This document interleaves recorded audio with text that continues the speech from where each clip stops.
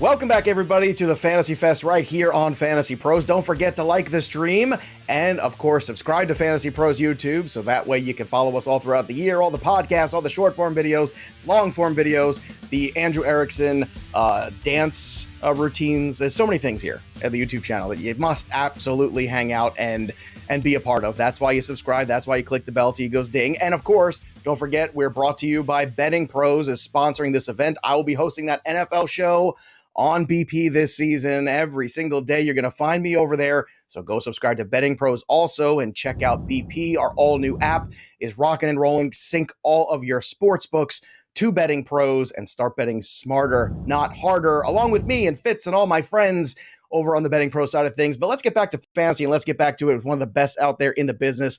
You know her from 4 for 4 football, which is good alliteration, and that's why she is football content manager of all the fantasy stuff. Is Jennifer Eakins. Jennifer, thank you so much for joining us today. I know this is that part in the year where we all get a little anxious. We want to just stop talking about conjecture and start talking about football. But we have a few days left before we get there. So how are you holding up in that whole mess? I'm doing well. It's this is this is crazy time of year, like you said. I'm definitely ready to move on from ADP into the matchups and into the actual football. But this is the best time, and this is when people are drafting, and this is the time that we get to help them. So it's great. And the topic for this segment here we're going to talk about is a fun one because it's bounce back running backs. And Jen, this is always one of those things where, the running back position over time has, I don't want to say lost value, but certainly it's been shaved down a little bit at the very, kind of like my beautiful bald head. It's been shaved down. It's not quite as bare there, but at the same point, there are some values with some of these guys. So when it comes to running backs and it comes to guys who are bouncing back, whether it be from performance issues the year before, whether it be from injury issues the year before, is it all about just the return on investment for you, or is it about the talent more than anything else? I think it's a little of both. I mean, when you're looking at a bounce back, I feel like, there's several categories that make up a bounce back. When I was sitting here looking to do this, I'm like, okay, so if he moves 5 spots from where he was last year, is that a bounce back? I don't know. But I think it's the same thing. I think, it depends on where they're being drafted, where they end up from year to year. And then there's also little factors in between. But I think it's a little of both. Yeah. Erickson, how about you when you're looking at these bounce back running backs? Like for me, I see them as guys mostly that I want to target because I'm somebody who's a heavy wide receiver person early on. Typically, I just came out of a draft and, early I was at the 12, early wide receiver, built that bad boy up and then ended up with Najee Harris and Aaron Jones. I think Najee Harris, certainly a guy that probably we'll talk about at some point on this. But when it comes to those values here, I feel like every year now we're getting a couple of those guys. It's almost like when you pay up for running back, if they don't excel, if they don't hit that mark, it could really set your team back a fair amount. Well, I think that's what a lot of these running backs are on our list, where they're guys that we were probably more excited about drafting last year. And maybe we just got a little too aggressive, overzealous, and they didn't fire. And they underwhelmed for a certain reason. And now the market is saying, oh, we don't want these guys anymore. But we're looking at it as, now it's a potential to buy on a potential, call them post-hype sleepers, which a lot of people don't like, but post-hype sleepers are sometimes the best bets that you can make because after you get burned one time, people are out on certain players. But if you look at the situation, it's like it really hasn't changed that much, but now he's 50 picks cheaper than last year. Well, I was drafting him last year, so might as well draft him at a discount. That's what I say. Everything at its price. I'm like the $1 Million Man from old school WWF pre-WWE years. All right, let's talk about bounce back running backs. We're going to do 5 on each, one of which, though, your number 5 and Jennifer's number 5 happens to be the same guy. So let's talk about Antonio Gibson. That's the first guy on this list. Jennifer, you're our guest, so you get to go first. Now, this is a backfield last year that saw Brian Robinson Jr. working in. This is a team that has a new quarterback, Sam Howell. We'll see how that all goes. And this is a coach who is kind of on the hot seat right now, in Ron Rivera. So everybody loves Ron Rivera, great guy in the NFL, but this is kind of a make or break year. The most important thing, new offensive coordinators come to town, Eric Bieniemy. So do you think Eric Bieniemy can unlock Antonio Gibson, who is one of these guys perennially who starts out kind of slow, then gets hot, and then every year nobody knows what to do with him? So are we in that same situation again in 2023? I hope so. I think Eric Bieniemy brings more creative play calling, right? The hope here is that he deploys him in the Jerick McKinnon role that he used in Kansas City in prior years. So if that's the case, J.J. McKissick is gone, so he is the guy to get that passing work. And I think Eric Bieniemy is the key to kind of unlock that. Antonio Gibson last year was RB 35 in half PPR points per game. I think that's, his floor. I think he's in a good spot. I think he's an RB2 with upside. So I think he's getting value. And, like you said, hopefully it might be the kind of situation where he does come on later. But if he does, he does. And that's great for fantasy down the stretch. Is this a situation too, Jennifer, for you where you're looking at more of the PPR formats for Gibson, or do you think even half or standard he has value in your opinion? I think across the board he has value, but I think he has more value in anything that rewards receptions. Yeah. Erickson, I want to get your take on Gibson here because I think this is one of those backfields, or maybe even in the bigger grand scheme of things here, one of these offenses that I think people just have enormous questions about. And I don't think it's one that people are saying, they don't wake up in the morning and go, man, I want to get me some shares of that Washington Commanders offense because that thing is really hot. I don't think that's the case. Now, maybe that's going to be wrong at the end of the day, but in your opinion, when you're looking at Gibson and what he could possibly do this year, we know that he can catch the football. We know that's a skill that really we haven't seen them tap into 100% at the NFL level. Do you think he becomes, quote unquote, the guy, or do you think there's enough Brian Robinson Jr. where it starts to potentially hurt his value as the season goes on? Well, I think right now, when both guys are healthy, him and Brian Robinson, it's going to be a 50-50 split, and it's going to be game script dependent, where when they're trailing in games, you're going to see more of Antonio Gibson. And when you look at the Commanders' schedule, based on forecasted Vegas win totals, they have the hardest schedule in the NFL. So, or up there with the New England Patriots. So I'm foreseeing Antonio Gibson just playing more than Brian Robinson because the Commanders are just losing a bunch of games. So naturally that screams for Gibson's skill set to be used more. And I think Gibson just has such a higher ceiling if something were to happen to Brian Robinson, because we've seen Antonio Gibson handle a 300 touch workload. He's one of just 12 running backs over the past 3 seasons to have a season with at least 300 touches. Like, he's a big running back that has just been, his roles in the NFL have been varied. Like, sometimes he's used as a grinder back, and then they're going to use him as a receiver. Like, he's been compared to Christian McCaffrey. So, but at the end of the day, I just know that he has a 3-down skill set. So if the Commanders were ever to be, you know what, we're sick of Brian Robinson and a cloud of dust, we want to give Gibson all the touches, he's going to be a fantasy RB1. And the fact that you can just draft him as an RB3 right now, you're going to get the pass catching for sure. And that's going to give you value from where you draft him. But I think his ceiling is so high, especially where we were drafting this guy at times in like the second round in past years. And what has really changed? Okay, Brian Robinson's there. Brian Robinson, third round pick. Like, is that really going to get me off Antonio Gibson? No way. Fun fact here, too. I don't even think I realized it. 2020, he was RB12 in PPR. 2021, he was RB12 in PPR. I know last year, as Jen was saying, he fell off down to the mid-20s there. It's 26 in PPR. Jen, do you think that people just don't even realize that? Do you think that's one of those things where if you you put it out there in a trivia question to people, that even the most diehard fantasy football fans would probably get that question wrong? Yeah, recency bias is real all over the place, and people just think, they just remember last year. They don't remember what he did in his rookie season and the next. So, yeah, absolutely. All right, let's go to another name on your list. Number 4 on your list, Jennifer, for bounce back running backs in 2023. Who is it? James Cook is number 4 on my list. It's funny. James Cook is a very divisive guy, but last year he was RB 61 in half PPR points per game, and he was RB 45 overall. People see him as just a pass catching back, but he actually averaged 5.8 yards per attempt last year, which was actually 5th among running backs with 30 or more carries. So he can carry the ball as well. He's not just a small little passing catch guy. So I know Damian Harris is there. He's not the lead back. I get that. But he's a legitimate running back too. And people just seem to be dismissing him. He's in a high powered offense. I like James Cook for a bounce back. Like I said, he was RB 61 last year. He can easily best that. Would you rather have James Cook at his ADP or Jahmyr Gibbs at his ADP? Ooh, they're different. That's right. Yeah,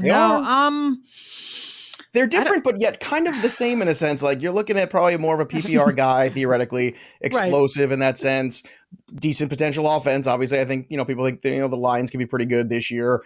We know what the Buffalo Bills are, but in terms of your return on investment, what do you think? I don't know if there's a safer one necessarily, but what do you think is the better one? Probably James Cook, because I'm probably going to draft a wide receiver where Gibbs is being drafted, but that's just my own personal drafting style. So I'm going to go with Cook. I'm also I went to University of Georgia, so I'm a huge homer and I can't fake it. So James Cook. Nothing wrong with that. Nothing wrong with them Georgia Bulldogs. So they've had a good run last couple of years. They've had a good run. Do you have to root for the Eagles now? Is that part of the thing? I think so. There's no way I can't, right? I think you have to. I mean, it's You pretty much have the same to. team. Yeah. Erickson, real quick, I want to get your take on Cook because I know early in this process, when we go back to June and July, I know I was kind of on Damian Harris. And then as the summer's gone on and I've seen more stuff out of camp, that's changed for me. The Harris health again kind of cropping up in the negative. Cook has gone past Harris in a big way for me, and I have less concerns with Harris now eating into Cook's workload than I ever have. Do you feel the same way? Because I think you were on that Harris side with me early on too. Yeah, I mean, I was like throwing out leading the NFL in rushing touchdowns for Damian Harris props. We'll delete all those. But I don't feel great about them that much anymore. So I mean, I'm concerned that Harris isn't even the number 2 running back besides Latavius Murray. So Murray's been healthy. So yeah, I'm kind of all on board of the James Cook train now, kind of just changing my priors a little bit because of new information. Like they're treating James Cook. They talked about him being a 3-down back, and in the preseason with the starting running backs or the starting offense, like he's out there playing on all the snaps. And when you look at a running back who could potentially see a role in the receiving game, I think a lot of it has to do with, well, who are the other options on the offense? Like if Gabe Davis is the same guy, the deep threat, okay, he's not going to be commanding a high target share. Don Kincaid is a rookie tight end. So is Kincaid really the only thing going to stop James Cook from catching 3 or 4 balls a week? On top of him playing in the Bills offense, on top of him being super efficient. And then it just comes down to, okay, who gets the ball at the goal line? But James Cook has shown us, like, when you're an explosive running back, you could score from outside the 10-yard line. Like, you are allowed to do that. You don't have to score from inside the 5 or inside the 2-yard line. So I think that James Cook, I've moved him up inside my top 24 running backs, and I feel really strong about him where he goes because he goes so much later than that other tier of running backs where I'm just kind of like, this is all gross. Like, I'm just going to wait and draft James Cook later. All right, let's get to your number 4 guy, who was somebody I was very high on last year. And boy, I felt really good week 1. And then I didn't have any good feelings about this player for the next 13 weeks. It's A.J. Dillon. That's the guy. So why should I learn to love again with A.J. Dillon? Well, I think that the Packers are kind of telling us that they want to feature A.J. Dillon more as their early down running back. Aaron Jones has played a grand total of 2 snaps through the first 2 preseason games. He plays the first play and then comes out immediately. And then A.J. Dillon plays all the other plays. So when you're looking at this team's identity, I think they want to run the football. Jordan Love is an inexperienced quarterback. Why are they having him drop back 40 times a game when they have 2 really talented running backs? Now, that's not to say that Aaron Jones is going to fall off a major cliff. I think his receiving role is in lock. But if he has any mishap in terms of his rushing efficiency, like, why not feed A.J. Dillon the ball more? And over the past 2 seasons, he has been their featured guy in the second half of the year, and he is their preferred option in the red zone. Like, scoring rushing touchdowns gives you such a big edge in half PPR scoring, and for 2 seasons, it's been A.J. Dillon has been that guy. So it would not surprise me at all. We see these running backs have these major second half surges. It would not surprise me at all if year 3 in a row is A.J. Dillon as the red zone back in a contract year. As you'll notice with a lot of players on my list, they're all contract year players because teams are like, let's use them up because they're not going to be on the team next year. So I think A.J. Dillon's going to actually out-carry and out-rush Aaron Jones this season. There you go. That's a hot take. Jennifer, we got to talk about that. That's out there. Now, I'm of the mind that they're using Aaron Jones the way they are because they want to put him in bubble wrap because they're going to need both these guys, but really they're going to need Aaron Jones. I think there's enough for these guys. I thought so last year to both eat, but this year with Jordan Love, I think there's even more opportunity. Are you buying A.J. Dillon this year as a bounce back? I'm buying Aaron Jones, actually. He's like, he just keeps falling and no one's drafting him. And Nobody he's cares. I am. You are. Yeah. Nobody else. Yeah. He's perfect to grab a couple wide receivers and then you take him and then you keep going. And AJ Dillon, I don't know. I just haven't really, maybe I'm a victim of the recency bias thing, but I don't know. I just haven't really been drafting him this year. I mean, I'm trying to sprinkle in a little bit where I can, but at his ADP, I just prefer other guys there.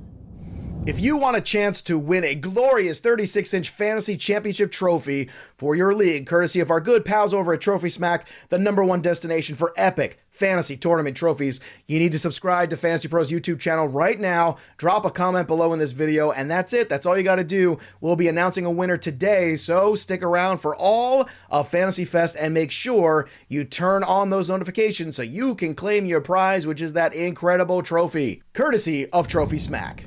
All right, let's get to number 3 on your list, Jen, of bounce back running backs for 2023. Who do you have? So speaking of Jahmyr Gibbs, 3 on my list is actually David Montgomery. He is not sexy or exciting. However, he's a great value in the middle rounds. I don't think they're going to want to overuse Jamar Gibbs right out of the gate. So I think Montgomery could end up seeing like over 200 carries, most, if not all of them on the goal line. I think he's a guy that people are just kind of throwing aside. And once again can be an RB2. And I think last year he was RB28, so he was just kind of outside that RB2 range. So I guess it counts as a bounce back. But yeah, he's a guy that I think is going to be a lot better than people think in Detroit. I think people see the rookie there, get excited, and then just, throw Montgomery off to the side. But I think he's going to get a lot more work than people realize. It's a funny one because Montgomery, I think, is one of these polarizing ones. And Jahmyr Gibbs is one of these guys, too, that I think people are either you're really in on him or you're not. I'm one of the few where I'm kind of in the middle. Like, I like him at the right cost. Mm-hmm. I think that cost has gotten way too expensive for where it was when the beginning of draft season and best ball season and all that fun. Mm-hmm. Erickson, I don't think it's a hot take, but it was a bold prediction on our microcast last week. In case you miss it, go back and listen to it on the podcast feed. But I had a hot take that Gibbs is just going to have more touchdowns than Montgomery, period. Like, because, as you said before, you can still score a touchdown. You don't have to be at the goal line to score touchdowns. It's not like a mandatory thing where you have to line up at the one in order to score a touchdown. And I think the copy and paste that people are putting in their head year over year of Jamal Williams' ridiculous touchdown total is almost becoming dangerous with Montgomery, where Montgomery, I feel like, might be getting overvalued in the market. Where do you think Montgomery and Gibbs are in the market for you right now? Are you comfortable with both of their ADPs? Yeah, I feel pretty comfortable. I mean, you have Gibbs kind of in that back-end fantasy RB1 range, which I like him more in PPR than in half PPR. And then Dave Montgomery's outside the top 24, like right around, I believe, in like RB28, 29, RB30 range. So I think that they're both going to have value because there's not a lot of weapons in this Detroit Lions offense besides Amon-Ra St. Brown. Like, who else is getting the ball? Like, how is this offense going to put up points? Like, we're excited about this offense. Has a good offensive line. Ben Johnson and Jared Goff has really been a great quarterback, offensive coordinator combination. So this offense is going to put up points. It's just a matter of where they are all going. Now, it could just be really top heavy between the two running backs and St. Brown, which is kind of how I'm projecting it. So even though I don't think that Montgomery's going to have the exact Jamal Williams role, because it's probably going to be more of a blend. Like, Gibbs isn't just going to be Swift and Montgomery's going to be Jamal Williams. It's going to be a blended type of role. They have two new running backs. Like, why would they just copy and paste the same roles with two different guys? Like, that doesn't make any sense to me. So, but at the end of the day, it's an offense that you want pieces of, and I don't really think either of their prices are so egregious where you're like, oh, I can't draft the Lions running backs. Like, no, like, this is a good offense to have pieces of, and honestly, like, I'm kind of surprised that the Lions overall are a cheaper offense in terms of when we look at the team as a whole, even though the betting markets are pretty excited about Detroit in 2023. Yeah, I'm worried about the betting market being too excited about the Lions almost. Playing with expectations is a whole other thing. Plucky underdog is fun. That's great. It's easy to be the plucky underdog. It's way harder to be the team that everybody's gunning for you. Of all the names on these lists, the 9 that we have here, only 2 guys are on new teams. This is one of them. Is that a positive in this sense here, Jen, when you're looking at Montgomery too, or a fresh start and all that thing, or is it a negative because a team in their own division said, yeah, we're good. We don't need this guy anymore to be competitive? I think it's a positive for him. I think the Bears, I don't know. The Bears have been, I know there's all this optimism about the Bears and I get it, but Montgomery was there during the part where they weren't great, right? Mm-hmm. I mean, he was there for, the Nagy, just the bad stuff. So that wasn't bad stuff. I think we'd love to forget the Nagy stuff, I think. But he was there for it. So I think for him, it's nice. Yeah, I would think he's not looking at it as them being like, we don't need you, as more as like, sweet, I get a fresh start on a new team and an up and coming emerging team. So yeah. There you go. Oh, certainly a better situation for him in theory, we think. We'll see how it plays out. That North is going to be wild, I can tell you right now. Can't wait to see how that shakes itself out. Erickson, who shakes out next on your list at number 3 for bounce back running backs in 2023? It's got to be Cam Akers for the Los Angeles Rams. We all remember what happened week 1 last year. Cam Akers was on the bench, and it was Darrell Henderson starting, and we were tilting our faces off based on, I was an Akers supporter last year, and I'm like, people are blowing me up. I'm like, dude, like, what happened to Akers? I'm like, guys, I don't know. He's just not playing, and the coach hates him. So what's going on? And so, again, the shaky start last year, he was a bust. And then during the final 6 weeks, the Rams had no one else to turn to because all their players were hurt. They had no offensive line. And Sean McVay was like, you know what? Let's get the ball to Cam Akers. Let's get him back in here. So he was the RB4 in the final 6 weeks of the year, led the NFL in rushing yards, 6th in points per game, 5th in snap share, 14th in expected fantasy points per game, and half-point PPR scoring. So Look, this Sean McVay has shown at times that he loves Cam Akers. Like, he's giving him massive workloads, talking 90, 95% snap shares where no other running back is even sniffing the field. So for now, it's really just between him and Kyren Williams in this backfield. And I just think that Akers is the better running back. Like, I have not been enthralled with what I've seen with Kyren Williams over the past year when he did get chances to play, and when I've seen Cam Akers be a total bell cow for the Rams. So the fact that there's still like not a lot of competition in this backfield, that Stafford is back, you have Cooper Kupp back. If those guys are healthy, I think this Rams offense can at least be average and take a step forward from where they were last year, making Cam Akers that post-type sleeper that I honestly like targeting in that round 5-6 range, where I think there's a lot of decent running back values. Akers had one of the strangest seasons, I think, ever that I recall in a running back, especially one that we had some sort of expectations for. I think even if you had mild expectations for Cam Akers, like you maybe didn't love him, but you thought, okay, this will be the guy. And week one, I think, set everybody just ablaze. And then it got so weird. They tried to trade him. They tried to let him go. They sat him because they were going to trade him. And then Sean McVay went, well, you're the only guy I have left. I might as well play you. And then now it's a love fest. Now you read all these clippings, Jen, about Cam Akers and all the Sean McVay hype and all these things. I hate it, but I've bought back into it because the value has been so good. He's one of these guys we keep talking about every show, these sweet spot of running back being in these rounds 5 through 7. There's these guys who are floating around there that all have upside, and Akers is one of those dudes. Are you buying back into Cam Akers in 23? It's hard for me too. I mean, like you, I don't see the real. It just seems strange to me, right? That they're not into him. They're not, and then all of a sudden, I don't know if I buy it. Like, how do you sit? Your supposed starter, and then the whole season. I don't know. Like you said, try to trade him. That all of a sudden that they've realized he's good and he's their guy. I think it's really strange. The fact that they didn't draft anybody else make you feel better. Right. Like that's the thing. Like they didn't really go out there and go, well, we're going to bring some competition, because there really is none. Let's be honest.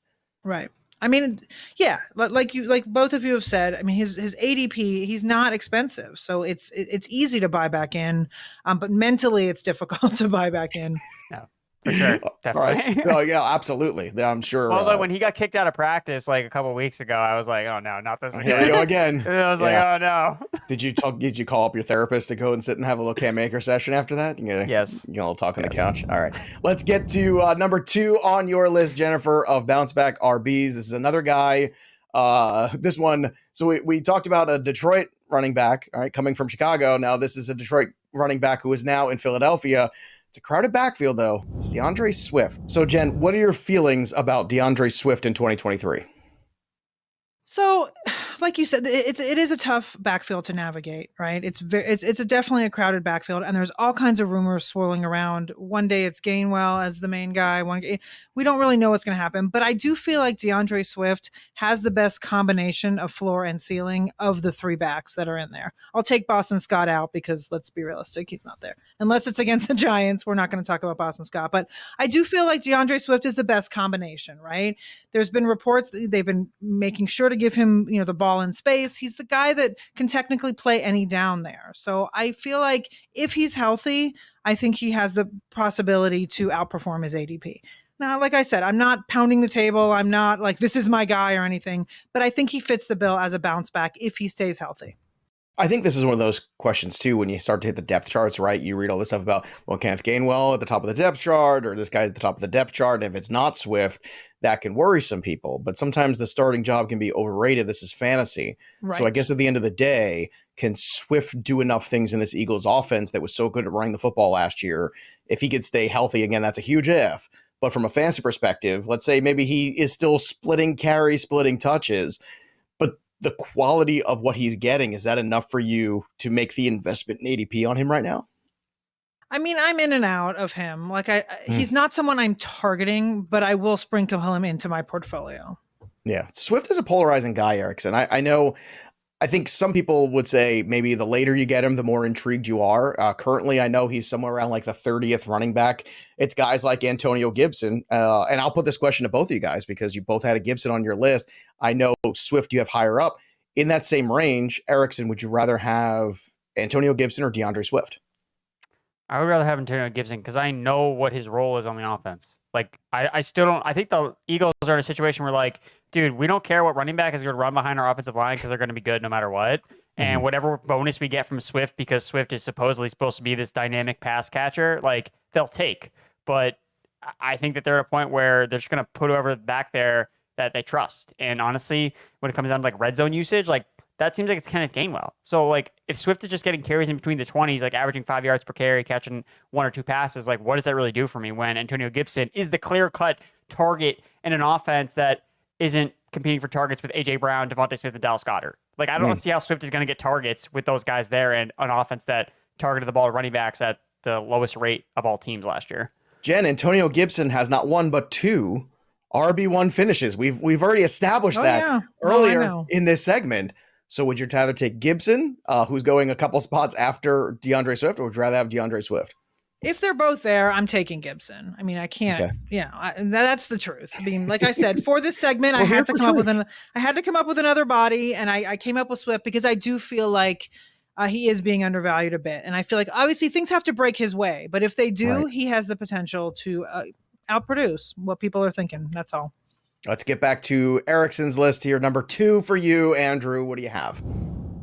Going with J.K. Dobbins for the Baltimore Ravens. So he was the player last year that was coming in injured, and he's the reason why we're all afraid of Javonte Williams and Breece Hall. So Dobbins was really bad to start the year, but when he finally got back to full health or even close to full health, he showed why he was such a highly regarded talent last 5 games, 6.6 yards per carry, 92 rushing yards, 14 carries per game. It's clear to me like he's the best running back on their team and the most explosive. I think that he fits into this new high-octane, fast-paced offense that Todd Monken is bringing in. And, you know, the situation that he's been in Baltimore is very weird. Like, he did this weird holding in thing, despite the fact he's, like, never played an entire season. He, like, wants more money. It's like, okay, like what do you do? It's just a very weird situation. But I guess for me, it's like, you know what? JK, you want to earn your contract? We're going to ride you to the ground. If you can survive the season, then we'll pay you. Like, he's in a contract year. So it's like they have all the incentive. They have their second-round pick who's super explosive, healthy, not coming off any injuries from last year, and he wants to get paid. So how do you get paid? You show that you can deliver. So for me, Dobbins is someone that, especially in half PPR, I think you could see him score 10, 12 touchdowns in this offense if it really does take that step forward, because we know he has the talent, and they play the Texans week 1. So I think you're going to start out really hot. Well, it's a good start, that's for sure. Dobbins is a tough one, though, for me, too, because this is another player that I was very gung-ho on early on. And then as summer has continued to draw into the dog days of August, I'm less enamored of. Like, I see Javonte Williams out there. I see, Breece Hall out there and some other guys. And I just think, like, the upside for those guys is just way higher than Dobbins. Jen, when you're looking at Dobbins and then, let's say, a free Gus Edwards later in the draft, how do you want to approach this Ravens backfield? Yeah, I'm probably going for a free Gus Edwards later in the draft, but I don't disagree with Dobbins. In fact, I probably would have put him on my list had Andrew not taken him first. So I do think there is a bounce back, but then again, the bar is not very high, right? He hasn't been out there. And so, I mean, a bounce back is really anything, right? Playing however many games if he gets out there. So it's not a very high bar on the bounce back, but he's a guy I just haven't been drafting a lot of, but I do see the appeal and I understand it. All right, let's get to the number 1 person on your list. Who do you have at RB, Jen, for bounce back in 2023? This is another guy that it's not a flag plant by any means, but I do think Najee Harris is in a position to outperform everyone's expectations, right? Last year was a situation where he underperformed. I mean, he was a first round draft pick after his rookie season, and he ended up RB 19 in half PPR points per game, which really isn't that bad. But because he was a first round pick, people think he was, this huge bust. But he had a foot injury that kept him out for most of the offseason. Then when he came in hot at the end. So in weeks 1 through 8, he was RB 34. And in weeks 10 through 18, he was RB 8 in half PPR scoring. So he wasn't as bad as people thought. They have a better offensive line. They drafted a couple people and brought in some free agents. The guy's going to see like 250 rushing attempts. So anytime you're in that situation, it's like, how do you not draft this guy? He's got top 15 potential. He's not going to, crack the top 10 likely. And then of course there's the whole Jaylen Warren. What about him? Sure, that's fine. He's great, but he's going to keep Harris fresh because they're going to put him in there. So yeah, Najee Harris, I think is a guy that's going to outperform.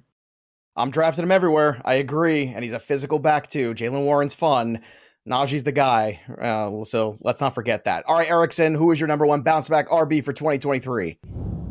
It's Joe Mixon for the Cincinnati Bengals, because if you owned him last year on any of your teams, it was not a fun ride unless you started in week 9, because basically he had that giant game and was pretty underwhelming throughout. He finished as an RB1 in just 21% of his games, 3 top 12 finishes. That was less than A.J. Dillon, Cordell Patterson, and Deontay Foreman.